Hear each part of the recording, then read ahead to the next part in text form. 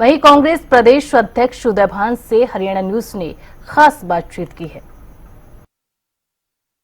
हमारे साथ बातचीत करने के लिए प्रदेश अध्यक्ष उदयभान जी मौजूद है। सर, हरियाणा न्यूज पर आपका स्वागत है। सर, सबसे पहला मेरा सवाल रहेगा संगठन को लेकर। सर, जिस तरीके से बीते दिनों राहुल गांधी भी पहुंचे थे, संगठन को लेकर के काफी ज्यादा चर्चा भी तेज है। किस तरीके से संगठन के जो कार्य हैं वो प्रगति पर है या वापस से पूर्व में देखा गया था काफी ज्यादा एक्टिव मोड में नजर आई थी मगर ठंडे बस्ते में चला गया था, क्या अपडेट है? नहीं, संगठन का आप देख रहे होंगे कि बहुत जबरदस्त लोगों के अंदर उत्साह है और सारे जिलों में व्यवस्थित ढंग से चल रहा है।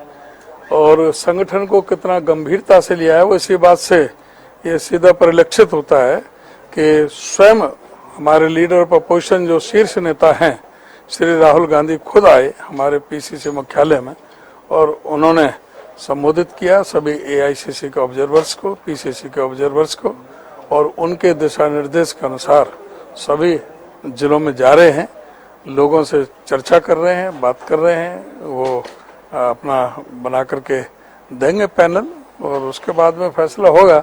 और ये जो जिला अध्यक्ष को इतना महत्व पहली बार कांग्रेस की तरफ से इतना महत्व दिया गया है कि सीडब्ल्यूसी मीटिंग में भी ये फैसला लिया गया कि जो जिला अध्यक्ष होगा उसकी भूमिका आगे भी, चाहे वो टिकटों का आवंटन होगा उस समय भी उनका परामर्श लिया जाएगा।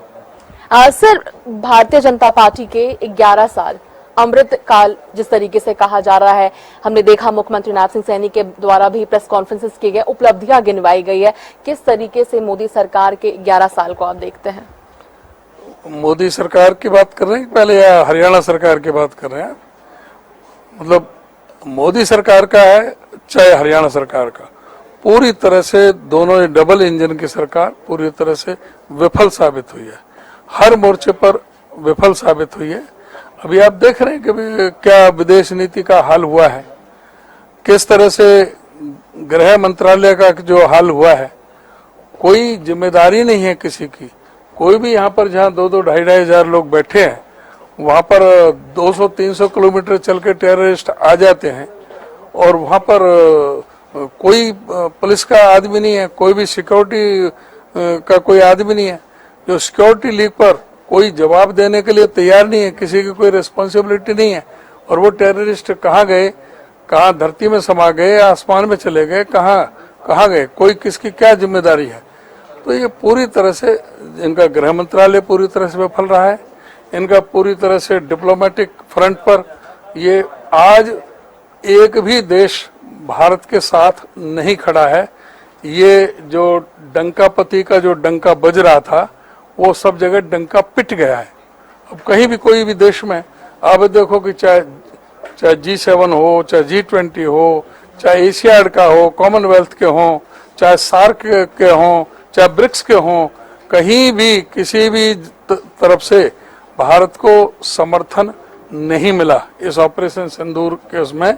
और यहाँ तक कि ये ऐसी मोदी सरकार, भाजपा की सरकार बनी है जिसने सभी पड़ोसियों से सबसे संबंध बिगाड़ लिए हैं। चाहे पाकिस्तान की बात छोड़ो, जो बांग्लादेश हमारा ही क्रिएशन है, जो हमने जिस बांग्लादेश को बनाया है वो बांग्लादेश आंख दिखा रहा है। नेपाल हुआ, भूटान हुआ, मॉरिशस हुआ, श्रीलंका हुई, आज सभी सारे के सारे जो आसपास के हमारे जो देश हैं आज पूरी तरह से विदेश नीति विफल साबित हुई है। और विदेश मंत्री खुद कह रहे हैं कि भाई हमने जो ना पाकिस्तान को पहले अवगत करा दिया था हमले से पहले। तो इस तरह से इनका पूरी तरह से सारे देश में विश्वसनीयता कमी हुई है, ढोल पिटा है, देश का बहुत भारी इसमें जो बहुत क्षति पहुंची है देश के सम्मान को। तो ये सरकार आज 4 गुना पहले से ज्यादा कर्जा हो गया देश के ऊपर। इकोनॉमिक पॉलिसी पर ये पूरी तरह से विफल साबित हुई है। जहां 56 लाख करोड़ का कर्जा था आज 225 लाख करोड़ पर पहुंच रहा है कर्जा। तो पूरी तरह से आज देखें डॉलर की कीमत कहाँ है। मतलब जो कोई भी जो यहाँ पर मैन्युफैक्चरिंग का जो कहा मेक इन इंडिया उसका ढोल पिट गया, आज कुछ भी नहीं बन रहा। आज हाँ पूरी तरह से हम चीन पर आश्रित हो रहे हैं। और जहां तक हरियाणा की बात है, हरियाणा में तो हर मोर्चे पर सरकार लगती नहीं, कोई सवाए सगुफेबाजी के, जुमलेबाजी के और कहीं भी इनका कुछ भी नहीं है किसी मामले में। चाहे शिक्षा का क्षेत्र ले लें, चाहे स्वास्थ्य का क्षेत्र ले लें, चाहे बिजली का क्षेत्र ले लें, चाहे कोई जो एससी और जो समाज कल्याण के आप क्षेत्र ले लें, चाहे आप इनका खनन का। सर शिक्षा की पर ही मैं आती हूँ। जिस तरीके से अगर हरियाणा की बात की जाए, कृषि विश्वविद्यालय की बात की जाए, छात्रों के ऊपर लाठीचार्ज किया गया है, मारम पीटी जिस तरीके से हुई है, किस तरीके से इस पूरे घटना को आप देखते हैं? इससे ज्यादा दुर्भाग्यपूर्ण क्या होगा? इसकी हमारी पार्टी तीव्र भर्त्सना करती है और एक्शन होना चाहिए तुरंत वाइस चांसलर के भी खिलाफ और रजिस्ट्रार के खिलाफ, कि भाई जिस तरह से स्टूडेंट्स के साथ में जो बर्ताव किया गया, जिस तरह से उनको अपमानित किया गया, लाठीचार्ज किया गया, बेटियों के साथ, महिला जो छात्र हैं जो उनके साथ भी जिस तरह से बर्ताव किया, वो बहुत ही दुर्भाग्यपूर्ण है। ये सरकार हर मोर्चे पर विफल साबित हुई है।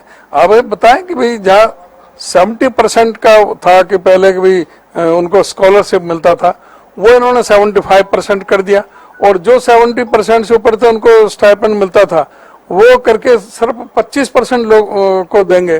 तो ये हर मोर्चे पर ये विफल साबित हुई है सरकार। सर एक आखिरी सवाल, एक पैसेंजर विमान जिस तरीके से क्रैश हो गया है, किस तरीके से क्या मैसेज देना चाहेंगे उनके परिवार वालों को? ये बहुत दुखद है और अभी इसके बारे में पता चला है, पूरी जानकारी इसके संदर्भ में अभी है नहीं।